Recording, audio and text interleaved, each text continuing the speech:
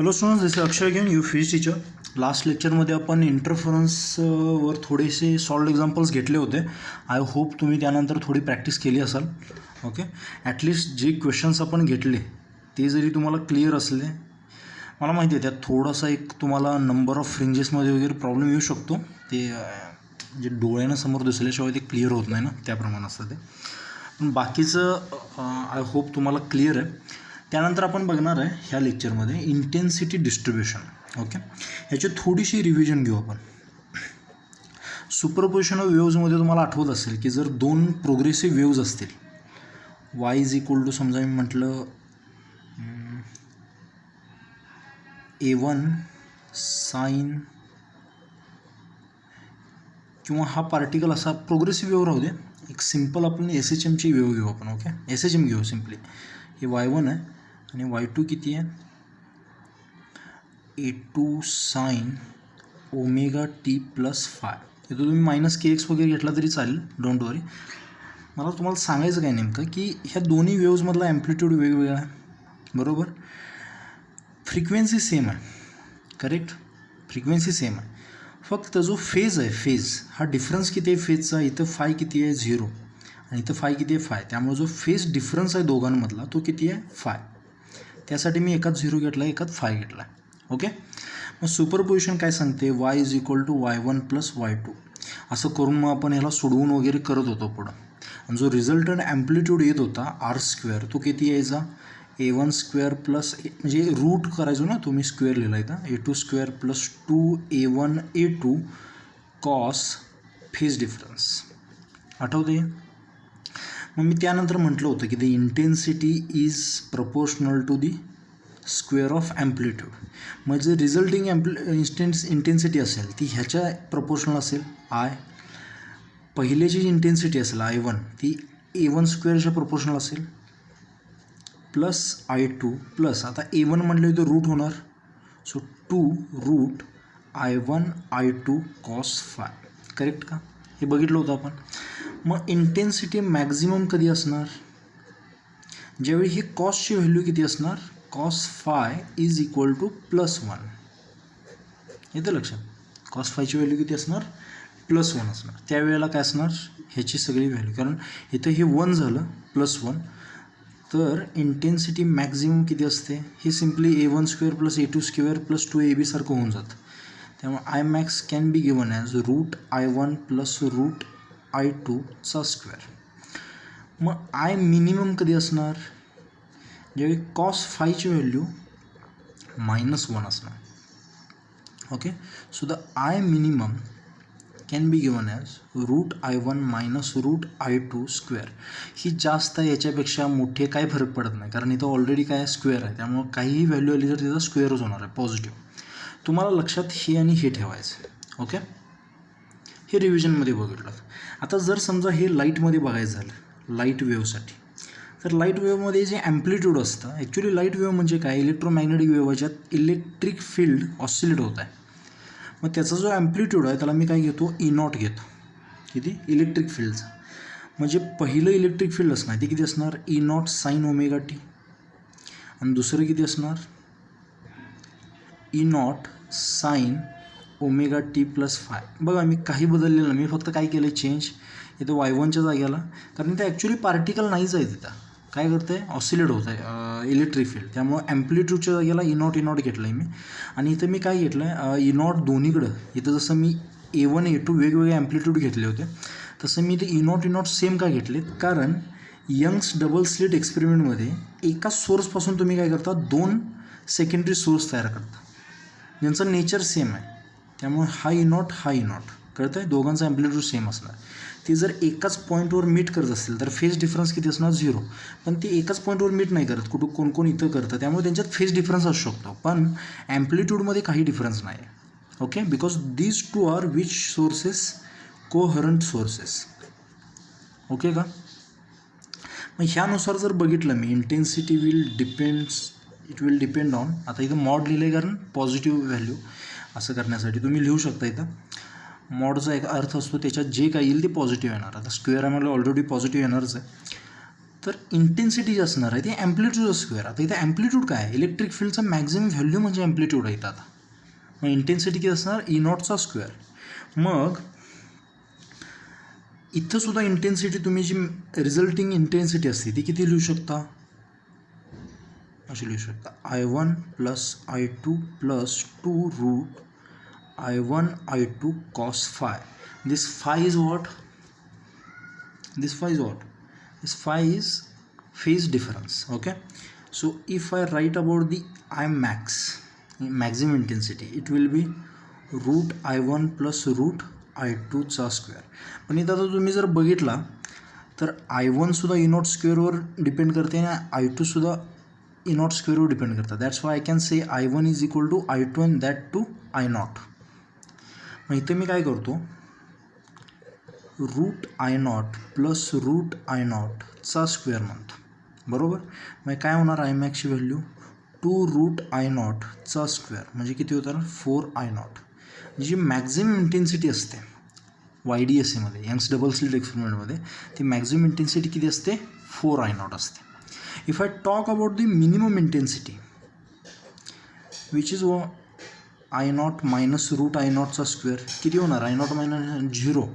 त्यामुळे minimum intensity किती असते, 0. येते लक्षात. If I talk about any other point,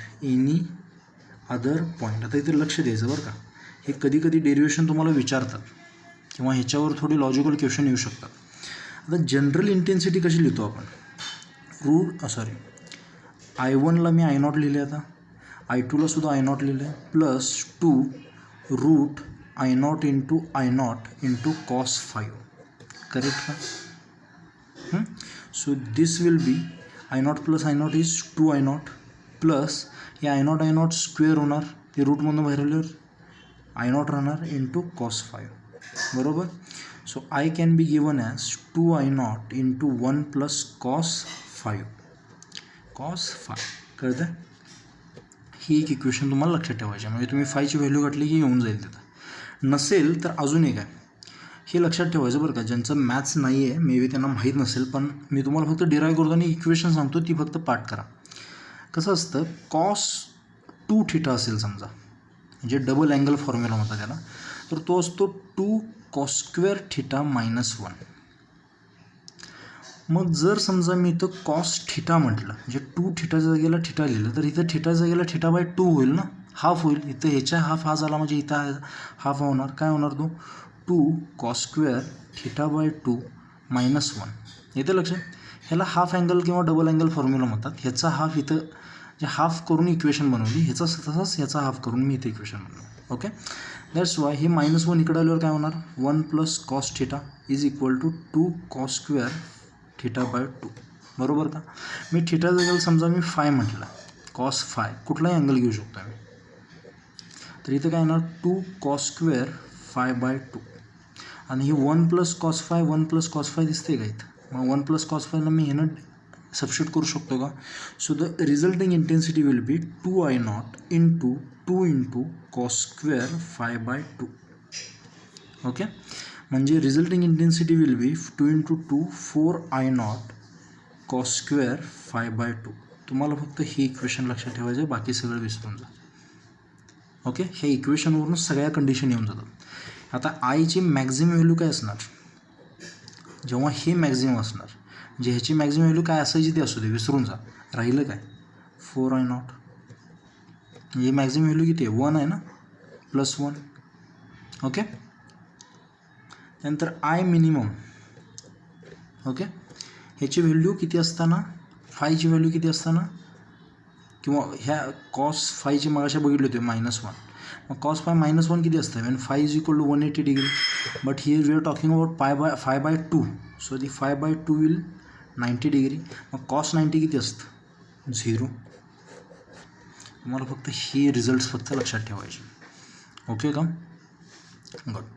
छोटासा एक पॉईंट घेतो ह्याच्याशी रिलेटेड, इंटेन्सिटी व्हेरिएशन हा येऊ शकतो कॉम्प्युटर एक्झाम्सला, त्यामुळे मी घेतो. आपलं जो इंटरफरन्स पॅटर्न बघितला, त्यातला जो सेंट्रल मॅक्झिम आहे त्याला मी ओरिजिन म्हणतो. आणि वर जाईल तसा +y डिस्टन्स मेजर करतो, खाली येईल तसा -y डिस्टन्स मेजर करतो. आणि ह्यानुसार इंटेन्सिटी व्हेरी होत जाते, कधी कधी डार्क होतं, कधी कधी ब्राईट होते. ओके.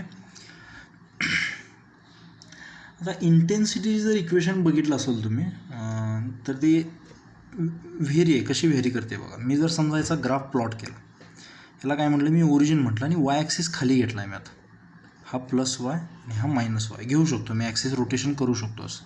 ओके. आणि इथे मी काय प्लॉट करतो, इंटेन्सिटी प्लॉट करतो. ओके.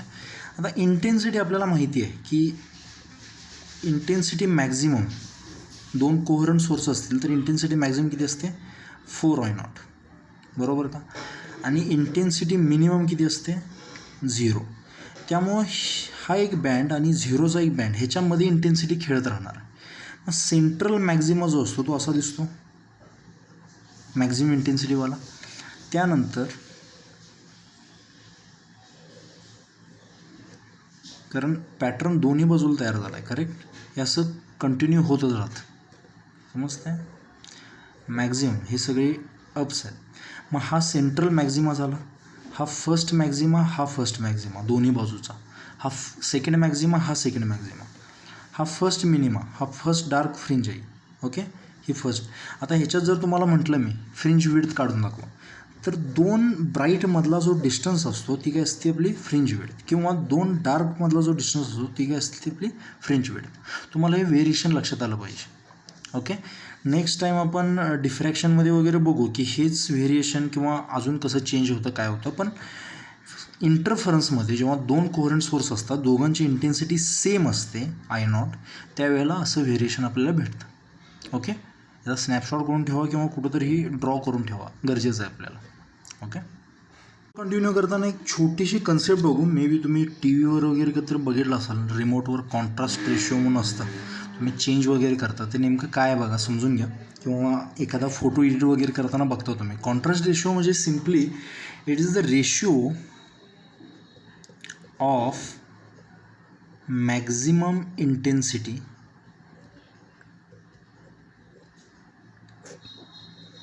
To minimum intensity. आता स्पेलिंग वगैरे थोडी इसरा. ओके. हा ratio maximum intensity to minimum intensity. मग if two intensities are given, I1 आणि I2. आता हे सेम असल्यावर थोडं डिझास्टरच आहे, पण आता कॉन्ट्रास्ट रेशो जनरली सेम नसताना वगैरे आपण फाइंड आउट करतो. तर आपल्याला माहिती आहे I max आपण कसं देतो, √I1 प्लस √I2 स्क्वेअर, आणि I min कसं देतो, √I1 मायनस √I2 स्क्वेअर. कळलं. मग कॉन्ट्रास्ट रेशो काय येणार आहे, √I1 plus √I2 divided by √I1 minus √I2 चा स्क्वेअर. कळतं. हे स्क्वेअर काय आलं, कारण रूट निघून जाणार आणि आपलं इंटेन्सिटीचं जे रेग्युलर युनिट आहे वॅट पर मीटर स्क्वेअर तेच तिथे येणार. ओके. याच्याबद्दल काही जास्त काळजी नको. मग समजा मी तुम्हाला विचारलं, ओके, आता इथं जेव्हा इंटेन्सिटी सेम असतात तेव्हा इन्फायनाईट होऊन जाणार आहे, येते का लक्षात, 0 होणार आहे खाली आणि वर 4 होणार. पण आपण तो एक्झाम्पल नको घ्यायला. समजा मी तुम्हाला एक क्वेश्चन विचारला, यंग्स डबल स्लिट एक्सपेरिमेंटमध्ये S1 आणि S2 अशा 2 स्लिट आहेत. आता याच्या विड्थवर डिपेंड करतं किती याच्यातून इंटेन्सिटी बाहेर येणार आहे वगैरे. समजा इथून 2I0 एवढी इंटेन्सिटी बाहेर आली आणि इथून त्याच्या हाफ किती I0 बाहेर आली. मग इथं काहीतरी पॅटर्न तयार होईल. त्या पॅटर्नचा कॉन्ट्रास्ट रेशो काय असेल ते विचारले तुम्हाला. कॉन्ट्रास्ट रेशो काय लिहिणार तुम्ही, ह्याच्यात पुट करणार व्हॅल्यू, बरोबर. √I1ला तुम्ही काय करा, √2I0 म्हणा plus √I0 upon √2I0 minus √I0 चा स्क्वेअर. येते का लक्षात. असं पुट करणं. हे आहे एक्झाम्पल आपल्या बुकमध्येच आहे मे बी. तर काय असतं, A प्लस बीचा स्क्वेअर काय असतो, A² plus B² plus 2AB. मग ह्याचा स्क्वेअर काय होणार, 2I0, रूट निघून जाणार, प्लस ह्याचा स्क्वेअर काय होणार I0 प्लस 2AB.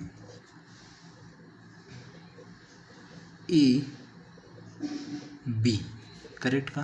कॉस वगैरे काही नाही आहेत, because we are talking about maximum minimum. इथं काय येणार, 2I0 प्लस I0 मायनस 2 कळते, वर प्लस खाली मायनस, बाकी काय नाही. मग हे काय होणार 3I0 प्लस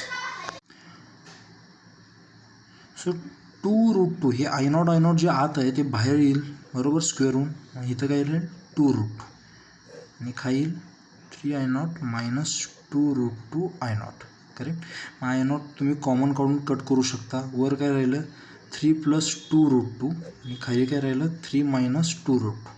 मग याला तुम्ही फॅक्टरायझेशन सोडवू शकता, कसंही सोडवू शकता. आपण सिम्पल मेथड ठेवू. 3 इंटू √2ची व्हॅल्यू किती असते 1.4. सो 2 इंटू 1.4 इज 3 प्लस 2.8 आणि 3 मायनस 2.8. सो दिस इज 5.8 आणि हे किती होता 0.2. तुम्ही काही चुकलं आहे का इथं चेक करा. 3 प्लस 2√2 3 मायनस 2√2 ओके. 3 प्लस 1.4चं डबल 2.8 3 मायनस 2.8 ओके. आन्सर तसं बघायला गेलं तर 29 यायला पाहिजे. बुकमध्ये 34 दिले. आपण फॅक्टरायझेशन एकदा सोडवून बघूया. 3 प्लस 2√2 अपॉन 3 मायनस 2√2 याला मी मल्टिप्लाय करतो 3 प्लस 2√2 अपॉन 3 प्लस 2√2 कारण ह्याची व्हॅल्यू 1च येणार आहे.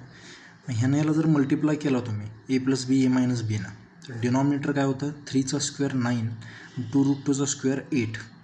तसं वरचं काय होणार 3 9 8 प्लस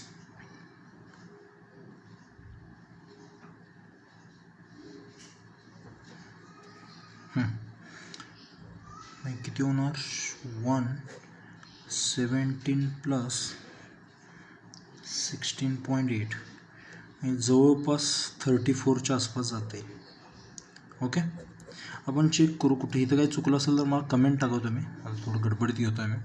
पण हे एवढं हे नाही इम्पॉर्टंट. तुम्हाला लॉजिक कॉन्ट्रास्ट रेशो समजणं महत्त्वाचं आहे. ओके. एक थिअरी पॉईंट आहे म्हणजे ॲक्च्युली आम्ही 12thला असताना हाच पॉईंट होता आणि हाच थोडा म्हणजे काय म्हणायचं स्कोरिंग पॉईंट होता. मला आठवतं आहे आता ह्या पॉईंट बघितल्या वेळी लक्षात आलं मला. एक conditions to obtain a well define interference pattern. याच्यामध्ये थोडेच असे आहेत जे आपल्याला खूप गरजे आहेत. पण तुम्हाला मार्क्स मिळवायचे असतील तर हे 6 पॉईंट तुम्हाला लक्षात ठेवायला पाहिजेत. ओके. म्हणजे त्या पॉईंट लिहायचं आणि त्याच्या पुढं आभार डावळायचं एवढंच असतं. ओके. पहिला पॉईंट बघू आपण. हे इम्पॉर्टंट आहे म्हणजे मी हे जे सांगतो आहे हे म्हणजे कसं असतं जगायचं कसं जर त्याला थोडे नियम असतात ते लिहावे लागत नाहीत स्वतःला माहीत असावे लागतात. तर ते इथे लिहून दाखवायचे आहेत. आता जे इंटरफरन्स पॅटर्न जे आपल्याला माहिती आहेत तरी पण ते लिहून दाखवायला लागतात. तर जे सोर्सेस तुम्हाला भेटत आहेत जे आपण जे काय करतो डबल स्लिट एक्सपेरिमेंटमध्ये जे स्लिट आहेत आपल्या ओके ते एका सिंगल सोर्सपासून बनवलेत ना आपण सेकंडरी सोर्सेस. मग एकाच लाईटपासून बनवल्यामुळे हे कसले सोर्स आहेत कोहरंट सोर्सेस आहेत. हे समजा कोहरंट नसते म्हणजे नॉन कोहरंट असते. तर कोहरंट सोर्सेसचा अर्थ काय असतो तर त्यांचा जो फेज डिफरन्स आहे तो कसा राहिला पाहिजे नेहमी कॉन्स्टंट. कळतं आहे म्हणजे जो आपण इंटेन्सिटीच्या मध्ये मगाशी I = 4I0 cos स्क्वेअर 5/2 बघितलं होतं इक्वेशन. त्याच्यामध्ये जो हा फेज डिफरन्स आहे तो कसा राहिला पाहिजे कॉन्स्टंट. नसेल तर काय होणार इंटेन्सिटी कमी जास्त होत राहणार. किंवा मे बी असं पण होऊ शकतं की ह्याच्यामुळे जो पॅटर्न तयार होतो आहे त्याचा सेंट्रल ब्राईट इथं नसेल वर कुठंतरी असेल किंवा असं कमी जास्त इंटेन्सिटीची होत राहील. कळतं आहे. त्यासाठी फेज डिफरन्स हा कॉन्स्टंट असायला पाहिजे. कॉन्स्टंट असण्यासाठी ते सोर्सेस कसे पाहिजेत कोहरंट सोर्सेस. ओके. मॅक्झिमा मिनिमा वगैरे जे आहेत त्यांची पोझिशन वर खाली होऊ शकते चेंज होऊ शकते जरी असं नसेल तर. त्यामुळं बेसिक आहे ते सोर्सेस कसे पाहिजेत कोहरंट पाहिजेत. सेकंड काय जी लाईट आहे आता हा खूप इम्पॉर्टंट पॉईंट. ह्याच्यावर JEE क्वेश्चन पण आला होता एक त्यामुळे मी तुम्हाला सांगतो आहे मोनोक्रोमॅटिक लाईट. समजा तुम्हाला इंटरफरन्स पॅटर्न पाहिजे असेल तर मोनोक्रोमॅटिक लाईट पाहिजे. मोनोक्रोमॅटिक म्हणजे काय सिंगल कलरवाली किंवा सिंगल वेवलेंथवाली. कसली सिंगल वेवलेंथ. आता सिंगल वेवलेंथचा अर्थ काय आहे लाईट जी आहे ती भरपूर कलर्सनी भरलेली आहे. कळतं आहे. त्यातले विजिबल रिजन जे आहे तो विब ग्योर करेक्ट का? इकडं अशी वेवलेंथ काय होत जाते, वाढत वाढत वाढत जाते. मग जर समजा काय गेला मी, इथं स्क्रीन आहे आणि इथे ह्या स्लीट आहेत, समजून घ्या, हे तुमच्या बुकमध्ये नाही आहे आणि विसरलं तरी चालेल तुम्ही, पण सांगतो मी तुम्हाला. आता इथं जर बघितलं सगळ्यांसाठी इथं काय आहे, दोघांसाठी पाथ डिफरन्स सेम आहे, किंवा एन लॅम्बडा जो म्हणतो आपण, एनची व्हॅल्यू किती घालतो, 0. त्यामुळं लॅम्बडा किती आहे त्याच्यावर डिपेंड करत नाही, एनची व्हॅल्यू 0 घातली म्हणजे सगळं 0 होऊन जाणार. त्यामुळे इथं तुम्हाला एकदम ब्राईट पॅटर्न दिसतो, ब्राईट फ्रिंज दिसते. थोडंसं वर गेला तुम्ही समजून घ्या, wavelength of violet is lesser than wavelength of red, correct. त्यामुळं पुढचा जो ब्राईट येणार आहे एन लॅम्बडावर, where N is equal to 1, तो कुणासाठी येणार आहे लवकर, व्हायलेटसाठी. त्यामुळे इथं काय दिसणार, व्हायलेटचं काय दिसणार तुम्हाला, म्हणजे आणि रेडचा आलेला नसणार आहे, रेडचा वर कुठंतरी आला असणार आहे. त्यामुळे इथं तुम्हाला ब्लूइश पॅटर्न दिसेल थोडासा, कळतं आहे, ब्ल्यू टाईपमध्ये काहीतरी दिसेल, व्हायलेट टाईपमध्ये, कळतं आहे. ॲक्च्युली ब्लूचे आपले रिसेप्टर नसतात आपल्या डोळ्यामध्ये, त्यामुळे आपल्याला व्हायलेट कलर दिसत नाही सर, त्यामुळे ब्लू दिसतो. त्यामुळे जेव्हा आकाशात स्कॅटरिंग होतं त्यावेळी व्हायलेट दिसत नाही, व्हायलेट सगळ्यांदा पहिल्यांदा स्कॅटर होतो, पण ब्लू त्यानंतरचा आपल्याला डोळ्याला दिसतो, कारण आपण ते कलर्स रिसीव्ह करू शकतो, आपल्या डोक्यामध्ये परसिव्ह करू शकतो. तसं इथं ब्लूइश दिसणार.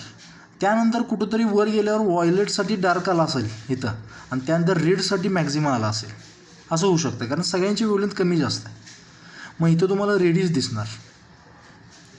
मग हा जो पॅटर्न तुम्हाला व्यवस्थित डार्क ब्राईट दिसत होता तो कसा दिसणार, कलरफुल दिसणार. कलरफुल दिसलं डोळ्याला सोपं येते, पण त्याचं काय करतो आपण, ॲनालिसिस करताना खूप अवघड जातं. त्यामुळं जी लाईट सोर्स आहे तुमचा तो कसा पाहिजे, मोनोक्रोमॅटिक. व्हाईट लाईट यूज करणं खूप डेंजर आहे, म्हणजे डेंजर म्हणजे कशाच्या हिशोबानं, कॅल्क्युलेशनच्या हिशोबानं.